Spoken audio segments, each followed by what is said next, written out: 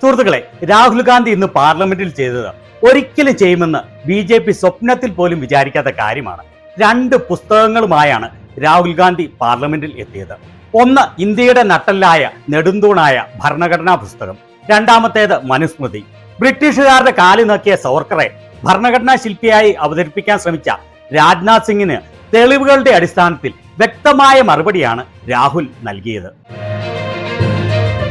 രാഹുൽ ഗാന്ധി മുൻപ് പറഞ്ഞത് ഓർക്കുന്നുണ്ടാവാം, മോദിയുടെ എല്ലാ ആത്മവീര്യവും ഇന്ത്യ മുന്നണി ചോർത്തിക്കളഞ്ഞു എന്ന്. രാഹുൽ ഗാന്ധി സംസാരിക്കുമ്പോൾ പാർലമെന്റിൽ ഇരുന്ന് കേൾക്കാൻ മോദിക്ക് നട്ടലില്ല എന്ന്. അന്ന് രാഹുൽ ഗാന്ധി പറഞ്ഞത് ഒന്നുകൂടി കേൾക്കാം. प्रधानमंत्री की कॉन्फिडेंस को हमने उड़ा दिया. मतलब आपके प्रधानमंत्री भाषण में आ ही नहीं पा रहे. और मैं आपको एडवांस में बता देता हूं, मेरे भाषण में कभी नहीं आएंगे. അത് തന്നെയാണ് പാർലമെന്റിൽ സംഭവിച്ചത്. പ്രതിപക്ഷ നേതാവ് രാഹുൽ ഗാന്ധി ഭരണഘടനയെക്കുറിച്ച് വളരെ പ്രധാനമായ കാര്യങ്ങൾ സംസാരിക്കുമ്പോൾ മോദി പാർലമെന്റിൽ നിന്ന് അപ്രത്യക്ഷനായി. മോദി വിദേശയാത്രയിലല്ല, ഡൽഹിയിൽ തന്നെ ഉണ്ട് എന്ന് ഓർക്കണം. പക്ഷേ രാഹുൽ സംസാരിക്കുന്നത് കേൾക്കാനുള്ള ധൈര്യം ഇല്ല. പിന്നീട് മറ്റൊരു മെമ്പർ സംസാരിച്ചുകൊണ്ടിരിക്കുമ്പോൾ മോദി പാർലമെന്റിലേക്ക് കടന്നു വന്നു. അപ്പോൾ പാർലമെന്റിൽ സംസാരിച്ചുകൊണ്ടിരുന്ന മെമ്പറുടെ മുഖത്തു നിന്ന് ക്യാമറ മാറ്റി മോദി നടന്നു വരുന്നത് കാണിക്കുകയാണ്. എന്ത് വൃത്തികെട്ട കാര്യമാണെന്ന് ഓർക്കണം. മോദി വരുന്നത് കണ്ട് BJPയുടെ മെമ്പർമാർ എല്ലാം ഏറ്റുനിന്ന് മോദിയുടെ മുന്നിൽ കുനിയാൻ കൈകൂപ്പാൻ മത്സരിക്കുകയാണ്. എന്നാൽ നിതിൻ ഗഡ്കരി മാത്രം കൈകൂപ്പാൻ വിസമ്മതിച്ചു നിൽക്കുന്നു. കൈകൂപ്പണോ വേണ്ടയോ എന്ന് പല പ്രാവശ്യം സന്ദേഹിച്ചു നിന്ന് അവസാനം കൈകൂപ്പിയെന്ന് വരുത്തുന്നു. വളരെ നേരം കഴിഞ്ഞാണ് അവസാനം ഒന്ന് കൈകൂപ്പിയെന്ന് ഗഡ്കരി വരുത്തിയത്. രാഹുൽ ഗാന്ധിയുടെ പ്രസംഗം കേൾക്കാൻ മോദി നിൽക്കാത്തതിനാൽ മോദിയുടെ പ്രസംഗം കേൾക്കേണ്ടത് തന്റെ കടമയല്ല എന്ന് മനസ്സിലാക്കി രാഹുൽ മോദിയുടെ വിഡ്ഢിത്തം കേൾക്കാൻ നിന്നില്ല. മോദിയുടെ പ്രസംഗം പകുതി കഴിഞ്ഞപ്പോൾ രാഹുൽ ഗാന്ധി തിരിച്ച് സീറ്റിലെത്തി. രാഹുലിന്റെ പ്രസംഗം കാണുന്നതിനു മുൻപ് ഇന്നലെ രാജ്നാഥ് സിംഗ് സവർക്കറെ ഭരണഘടനാ ശില്പിയായി അവതരിപ്പിക്കാൻ ശ്രമിച്ചത് ഒന്ന് കാണാം. ഇവിടെ രാജ്നാഥ് സിംഗ് പറയുകയാണ്,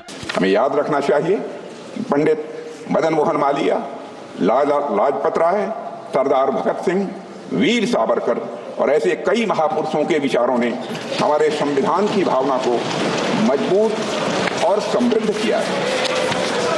ഭരണഘടനയുടെ രൂപകൽപ്പനയിൽ നേരിട്ട് ഭാഗമായില്ലെങ്കിൽ കൂടിയും അതിന്റെ നിർമ്മാണത്തിൽ വലിയ പങ്ക് വഹിച്ച ആളാണ് സവർക്കർ എന്ന്. ആദ്യം തന്നെ സവർക്കറെ വെള്ളപൂശാനുള്ള രാജ്നാഥ് സിംഗിന്റെ ഈ വിഡ്ഢിത്തത്തെ തെളിവ് സഹിതം തുറന്നു കാണിക്കുകയാണ് രാഹുൽ ഗാന്ധി ചെയ്തത്. ഒരു കൈയിൽ ഭരണഘടനയും മറു കൈയിൽ മനുസ്മൃതിയും പിടിച്ച് മോദിക്കും കൂട്ടർക്കും കനത്ത മറുപടിയാണ് നൽകിയത്. അവർക്ക് ഏറ്റവും പൊള്ളുന്ന വിഷയമായ സവർക്കറിനെ രാഹുൽ എടുത്തിട്ട് അലക്കി. തെളിവ് സഹിതം രാഹുൽ ഗാന്ധി വ്യക്തമാക്കുകയാണ് സവർക്കർ ഭരണഘടനയ്ക്ക് എതിരായിരുന്നു എന്ന്. And I want to start my speech by quoting what the supreme leader, not of the BJP, but of the modern interpretation of the ideas of the RSS has to say about the Constitution of India and about how he thinks India should be run. The worst thing about the Constitution, the worst thing about the Constitution of India is that there is nothing Indian about it.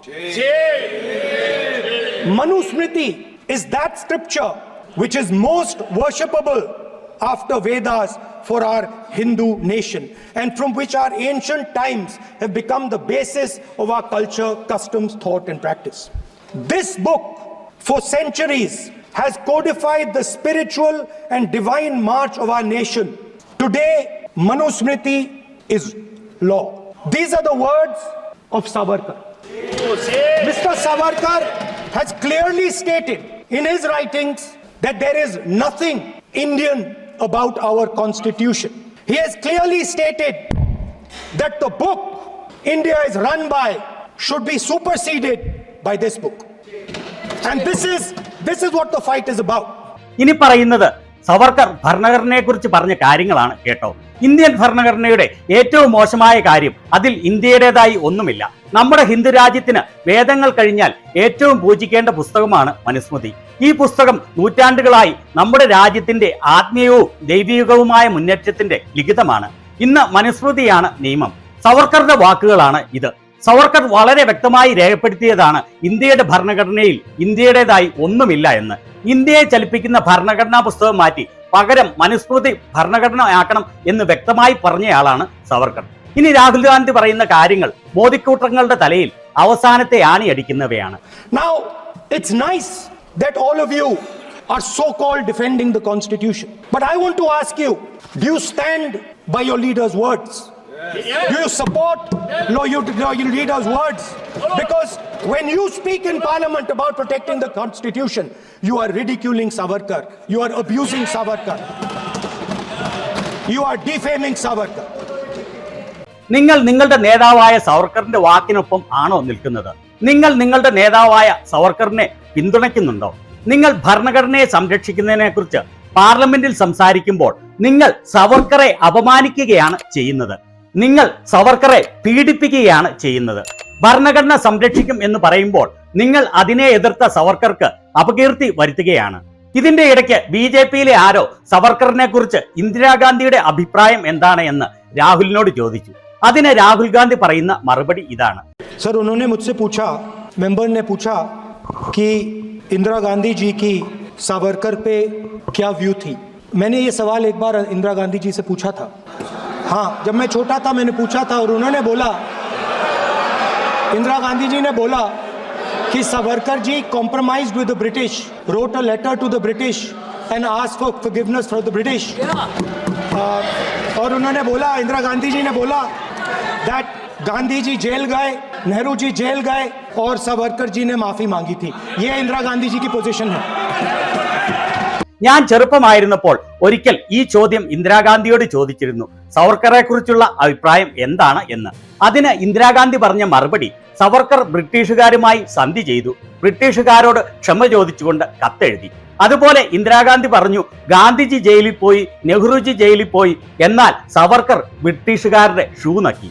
ഇതായിരുന്നു ഇന്ദിരാഗാന്ധിയുടെ നിലപാട്. ഏതായാലും രാഹുലിനോട് ആ ചോദ്യം ചോദിച്ച സംഖ്യകൾക്ക് കണക്കിന് കിട്ടി എന്ന് പറഞ്ഞാൽ മതിയല്ലോ. हाथरस में 4 साल पहले एक लड़की का बलात्कार होता है, गैंग रेप होता है. मैं 2-3 दिन पहले उस लड़की के परिवार के घर में गया. जिन्होंने गैंग रेप किया वो बाहर घूम रहे हैं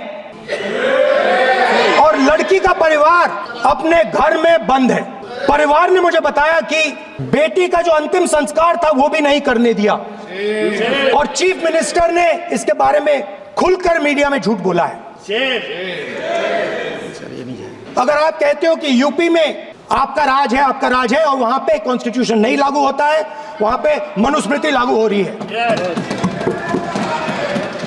परिवार ने मुझे कहा कि यूपी की सरकार ने उन्हें वायदा किया था, कहा था कि हम आपका रिलोकेशन करेंगे, आपको कहीं और रहने की जमीन देंगे.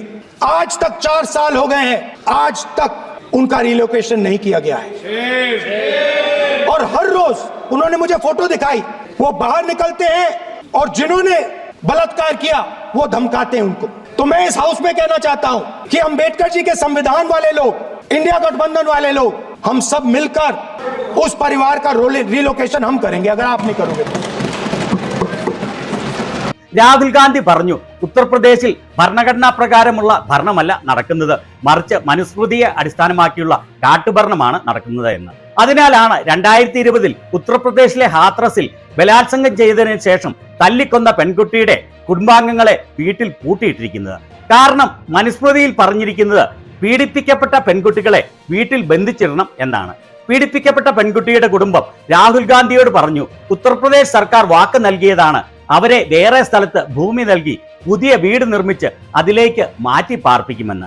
എന്നാൽ ഇപ്പോൾ 4 വർഷം കഴിഞ്ഞിട്ടും ഇതുവരെ അവരെ റീലൊക്കേറ്റ് ചെയ്തില്ല. അവർ എന്നെ ഫോട്ടോ കാണിച്ചു. എല്ലാ ദിവസവും അവർ പുറത്തിറങ്ങുമ്പോൾ ആ പെൺകുട്ടിയെ ബലാത്സംഗം ചെയ്തവർ അവരെ ഭീഷണിപ്പെടുത്തുന്നു. അതുകൊണ്ട് ഈ സഭയിൽ വെച്ച് ഞാൻ പറയുകയാണ്, നിങ്ങൾ ആ കുടുംബത്തെ റീലൊക്കേറ്റ് ചെയ്തില്ലെങ്കിൽ അംബേദ്കറുടെ ഭരണഘടനയെ മാനിക്കുന്ന ആളുകൾ, ഇന്ത്യ സഖ്യത്തിലെ കക്ഷികൾ ഒരുമിച്ച് ചേർന്ന് ആ കുടുംബത്തെ റീലൊക്കേറ്റ് ചെയ്യും. और जहां भी आप जाते हो, एक धर्म को दूसरे धर्म से लड़ाते हो, नफरत फैलाते हो. कहां लिखा है कॉन्स्टिट्यूशन में? कहां लिखा है कॉन्स्टिट्यूशन में कि एक धर्म को दूसरे धर्म से लड़ाना है? कहां लिखा है कॉन्स्टिट्यूशन में कि दलित परिवार को बंद करके अंदर रखना है और उनके अपराधियों को बाहर घूमने देना है? कौन से कॉन्स्टिट्यूशन में लिखा है? मुझे दिखाइए. രാഹുൽ ഗാന്ധി ചോദിക്കുകയാണ്, ഭരണഘടനയിൽ എവിടെയാണ് എഴുതിയിരിക്കുന്നത് ഒരു മതത്തെ മറ്റൊരു മതവുമായി തമ്മിലടിപ്പിക്കണമെന്ന്? ഭരണഘടനയിൽ എവിടെയാണ് എഴുതിയിരിക്കുന്നത് ദളിതരെ വീട്ടിൽ പൂട്ടിയിടണം എന്ന്? അവരെ പീഡിപ്പിച്ചു കൊന്നവർ ഫ്രീ ആയി പുറത്തിറങ്ങി നടക്കുന്നു. ഏത് കോൺസ്റ്റിറ്റ്യൂഷനിലാണ് അങ്ങനെ എഴുതിയിരിക്കുന്നത് എന്ന് എന്നെ കാണിച്ചു തരൂ. പിന്നീട് ദ്രോണാചാര്യർ ഏകലവ്യന്റെ വലതുകൈയിലെ പെരുവിരൽ മുറിച്ചതിനെ ഉപമിച്ചുകൊണ്ട് പറയുകയാണ്, जैसे द्रोणाचार्य जी ने एकलव्य का अंगूठा काटा, वैसे ही आप पूरे देश का अंगूठा काटने में लगे हुए हो। जैसे एकलव्य का अंगूठा काटा गया, वैसे ही आप हिंदुस्तान के युवाओं का सबका अंगूठा काटते हो। ഏകലവ്യന്റെ പെരുവിരൽ മുറിച്ചതുപോലെ അദാനിക്ക് വേണ്ടി രാജ്യത്തെ മുഴുവൻ ആളുകളുടെയും പെരുവിരൽ മുറിക്കുകയാണ് നിങ്ങൾ ചെയ്യുന്നത്. ഏതായാലും സംഘികളുടെ തനിനിറം, സവർക്കറുടെ പിന്മുറക്കാരുടെ തനിനിറം തെളിവുകൾ സഹിതം രാഹുൽ ഗാന്ധി തുറന്നു കാണിച്ചിരിക്കുകയാണ്. എല്ലാ സംഘികളുടെയും നാവിറങ്ങിപ്പോയി എന്ന് പറഞ്ഞാൽ മതിയല്ലോ.